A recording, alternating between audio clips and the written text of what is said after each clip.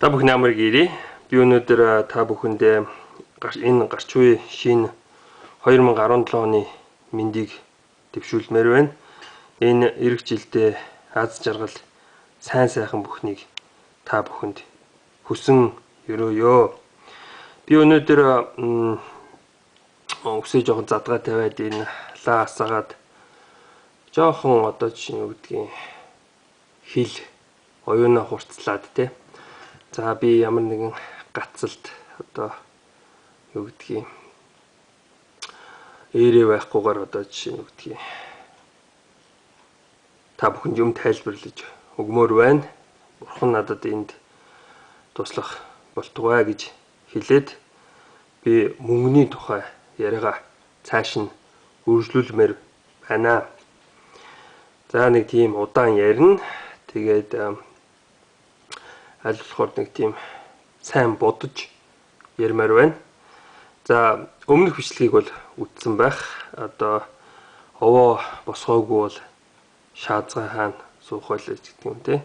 Гэдэг шиг одоо миний гарт нэг юм орж ирээгүй бол би мөнгөний талаар ярих уугүй гэсэн одоо асуудал гарч ирнэ. Тэгээд энэ зүйлийн одоо юу гэдгийг дараалал нь надад таалагдж байна. Тэр мөнгө тогтоох тарин мөнгөтэй болохыг хүсэх тарин гэх мэтийн дараалалтай. Тэгэхээр мөнгө тогтоох талаар эхлээд ярьсан. Одоо мөнгөтэй болох талаар ярий.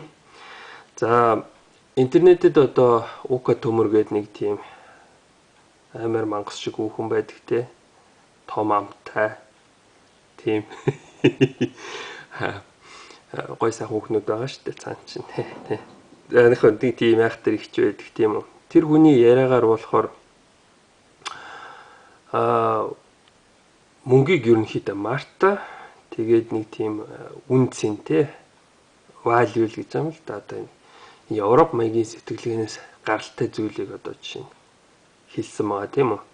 Өөрийгөө үн цэнтэй болгоо тэгвэл мөнгө өөрөө ороод ирнэ өөрөө хүрээд ирнэ ч гэдэг юм нэг тиймэрхүү. Гэтэл чин одоо юу гэдгийг хувь заяа дутсан тохиолдолд одоо царай муутай төрсөн ч гэдэг юм уу. Тэгэхээр ч одоо юу гэдгиймдээ авьяас дутхуул яах вэ гэж. Яаж ч хичээгээ тэр үнцэн гэдгийг чинь олж авахд бас хэцүү шүү дээ. Тэгээд би шашны талаас ярина. Би нэг тийм харын шашны талаас ярина. За би саяхан дорж жүгдэн гэдэг бичлэг хийсэн байгаа те. Ядаргаа дорж жүгдэн гэж. За төвдийн дайны бурхан дорж жүгдэн орж ирчээд. За юу мөнгөтэй болгоно, эрүүлжүүлнэ, шүү гэдгийг бүхэл юмыг амлаж байна.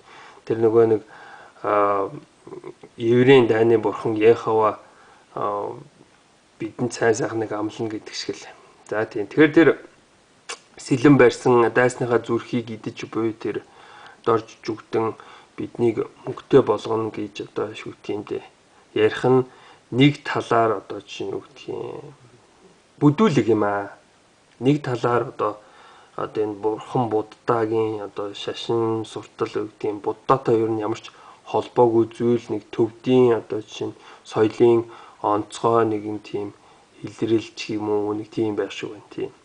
Тэгэхээр дайн дажнаар одоо жишээ нь мөнгө төгрөгтэй болноо, ол зомог ихээр олноо гэж одоо бид нэр бас эртээр үеэс итгэж биширсээр ирсэн. Тэгээд бид нэр хэлдэг шүү дээ. Ол зомог минь дээшлэх болтугай гэж. Тэгэхээр нэг ол золох юмсан миний овог аймаг хүчрэхэг байгаасаа гэсэн маягаар одоо жишээ нь юу гэдгийг хэлж болно. Тэ. Гэтэл чинь бид нэр одоо жишээ нь юу гэдгийг инх цаг дор одоо мөнгө төгрөгтэй болмоор байна шүү дээ. Тэгээд энэ одоо жишээ нь энэ сахиус гэдгийг юм уу энэ одоо буян шиг даллагч одоо хиймэл мөнгийг хийсэн хүмүүс одоо жоохон дариг толгойн асуудалтай юм шиг санагдлаа. Яагаад гэвэл энэ одоо өмнөх төрийн одоо коммунист төрийн одоо жишээ нь мөнгөнд тэмдэгтийг одоо тавьчихсан байна. Тэр одоо коммунизм, социализм гэдэг чинь эдийн засаг санхүүгийн асуудлаас болоод нуруу усан шүү дээ. Тэгэхээр төлөвлөгөөт эдийн засгаас одоо чөлөөт эдийн засагт бид нэр шилжсэн байгаа. Тэгэхээр энэ нэг талаас одоо жишээ нь бэлэгдлийн хувьд жоохон дутмаг юм болжээ. Хоёрдугаарт одоо жишээ нь энэ хүү олон тарин энэ тэрийг монгол хүн бол ойлгохгүй. Мөнгөтэй болохын тулд юу гэж юм одоо жишээ нь Кунгроно ама нило ванг суха гэх юм баха. Тэгээ ингээл одоо мөнгөтэй болно гэж итгэл суучтэй. За тэгэхээр монгол хүн одоо жишээ нь мөнгөтэй болохын тулд одоо тэгээ тэр тусмаа инх тайван одоо цаг дор одоо жишээ нь яаж мөнгөтэй болох талаар ярив. Тэгэхээр эхний ээлжинд болохоор юу байх нь гэхээр чинь инх амгалан ч багсан юм тийм инх амгалан цаг байх нь шүү дээ. Тэгээд энээсээ одоо жишээ нь мөнгө хөрөнгө гэж ярьж болох нь. Уучлаарай энэ жоохон бүдийг одоо жишээ нь савсан юм одоо гэдгийг савлсан байж болох юм. Мөнгө хөрөнгө гэж ярих тох тий. Би мөнгө хөрөнгөтэй болмоор байна л гээл одоо жишээ нь юу гэдгийг унтахынхаа өмнө залбираал. Эсвэл одоо өглөө мандахын өмнө ургах улаан наранд хилээд ээж болно. Тэгэл болоо байж болох юм шүү дээ. Эсвэл миний ол зомог дээшлэх болтугай ч гэдэг юм тийм. За тэгэхээр дан хөрөнгө мөнгөтэй одоо хүнийг одоо энэ нийгэмд одоо ялгуурлан гадуурхах асуудал байдаг аа. Өөрөөр хэлбэл хөрөнгө мөнгөтэй хүнийг адгийн баян энэ төр гэдэг. Тэгэхээр би адгийн баян биш юм аа. Би нэг тийм эрдэм мэдлэгтэй хүн юм аа энэ төр гэж одоо жишээ нь хүмүүс одоо харуулах хэрэг гардаг. Тэгэхээр инх амгалан цагдор хөрөнгө мөнгөтэй эрдэм мэдлэгтэй баймаар. Гэтэл чин хүн эрдэм мэдлэгтэй хөрөнгө мөнгөтэй ээж болно. Гэтэл чин нэг эрүүл мэнд гэдэг нэг юм байхгүй бол одоо бас хэцүү тийм үү. Тэгэхээр эрүүл мэнд байх ёстой. Эрүүл мэнд тэгээд бас эрүүл мэнд гэж ярьсан чинь цаашаа эн чинь аз жаргал байх хэрэгтэй тийм үү. Одоо эр хүн юуг одоо аз жаргал гэж үздэг юм 5 юмыг аз жаргал гэж үздэг гэж ярьдаг те. Одоо нэг сайхан хүүхэнтэй унтаж чивтэх аз жаргал. Нэг сайхан машин унах ч гэдэг юм уу хөлөг морьтой байхыг аз жаргал гэж үздэг ч юм уу. Эсвэл ямар нэгэн тоглоом те ийм тиймийг аз жаргал мөнгийг аз жаргалж гэдэг юм уу. Ер нь нэг тийм таван сонирхол байж ууж идэгч гэдэг юм. Тиймэрхүү юм байдаг тийм үү. За тийм. Тэгээд ингээд хүн ингээд ганцаараа амьдрахгүй шүү дээ. Тийм биз дээ. Тэ хөрөнгө мөнгөтэй инх амгалан цаг доор одоо эрдэм номтой байна. Тэгээд тэр хүн ганц бие аз жаргалтай эр хүн байна тийм үү. Тэр чин тэр мөнгөө одоо ямар нэг юмд зарцуулж таарна. Тэгээд заримдаа одоо жишээ нь юу гэдгийг хайр майр гэдэг нэг юмтай учирдаг аа. Тэ хайр бол яхааргүй мөнгөтэй холбоотой. Хайр байхгүй бол одоо мөнгөтэй байна гэж байхгүй. Монгол хэлэнд болохоор одоо жишээ нь жижигхэн ийм чулуунуудыг хайр гэдэг. Одоо Монгол орн тэр Монгол улс маань тэр яриад ийм жижигхэн чулуунаас үтсэн байдаг шүү дээ. Тэгээд газрын эзнийг болохоор хайрхан гэдэг. Тэ. Тэгэхээр ийм одоо жишээ нь үгдгийн жижигхэн чулуу байлаа гэж үзье. Энэ жижигхэн чулуу одоо цул алт байсан ч гэсэн хайр шүү дээ, тийм биз дээ. Тэгэхээр ийм хайр гэсэн юм байх ёстой. Хайрыг одоо ямар нэгэн байдлаар та хөрөнгө мөнгөтэй байгаад одоо жишээ нь үгдгийн хөрөнгө мөнгөө одоо жишээ нь заримдаа эцэг эхийн хайраас болоод одоо хөрөнгө мөнгөтэй хур баян энэ төр гэж яригддаг тийм үү. Тэгэхээр энд хайртай холбоотой юм юу вэ гэхээр бас заримдаа гэр бүл байдаг юм л да. Гэр бүл.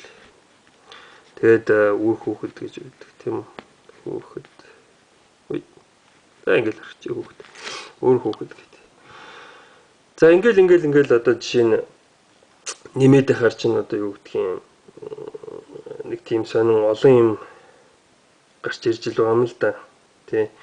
Тэгэхээр би шашны талаас одоо жишээ нь тайлбарлаж байгаа болохоор одоо энэ бүх зүйлийг одоо монгол хүн юу гэж нэрлэдэм бэ гэж. Аз жаргал, эрүүл мэнд, эрдэм, хөрөнгө одоо инх амгалан цаг ийм тийм тогтсон юмыг болохоор нийтэд нь одоо жишээ нь буян гэж байгаа. Та энэ бүх зүйлийг одоо жишээ нь хөрөнгө мөнгийг агуулсан одоо хадгалсан ийм тийм одоо жишээ нь үр хүүхэд олон тийм холоод ихэл буянтай энэ төр гэж яригддаг байна. Тий. Тэгэхээр одоо жишээ нь заримдаа хүн одоо жишээ нэг нэр төрөө бодох хэрэгтэй болдог тийм үү. Харамч марамчаараа дуудуулах сонирхолгүй байдаг. Тэгэхээр энэ буян гэсэн юмнаас чинь цаашаа одоо инэрл энэ төр гэсэн юмнууд үүснэ тийм үү. Тэгэл мэдээж шашин учраас одоо жишээ нь юу гэдгийг мөнхийг хүсэх энэ төр гээл одоо мөнхийн хүсэл энэ төр гээл байдаг тийм үү. Тэгэхээр энэ бүх зүйл юу юм бэ гэхээр байна шүү дээ. 9 хүсэл байгаа байхгүй. 9 хүсэл. Тийм үү. Тэгэхээр 9 хүсэл байж иж одоо та хөрөн мөнгөтэй байх юм аа. 9 хүсэл байж иж та эрдэм номтой байх юм аа.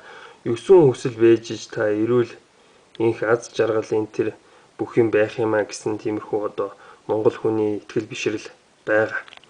Тэгэхээр энэ хөрөн мөнгийг гол тавьж үзэж болно. Эсвэл эрдэм номыг голдон тавиад ингээд бүгдийг холбож ерөнхийдөө болно тийм үү.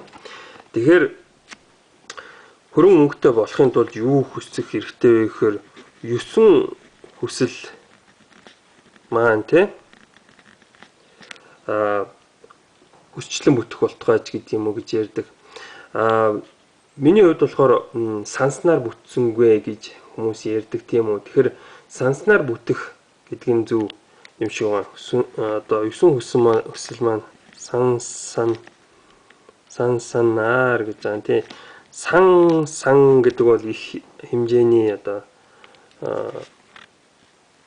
сан хөмрөг гэдэг шиг тийм тий сайхан үг шүү дээ. Тэгэхээр 9 хүсэл маань санснаар бүтэх болтугай гэж та бүхэн хэлж байх юм бол одоо хөрөн мөнгөтэй болох одоо чинь ерөөл орших болов гэж би хувьдаа итгэж байгаамаа. За тэгээд анхаарал тавьсанд баярлалаа. Та бүхний 9 хүсэл биелэх болтугай.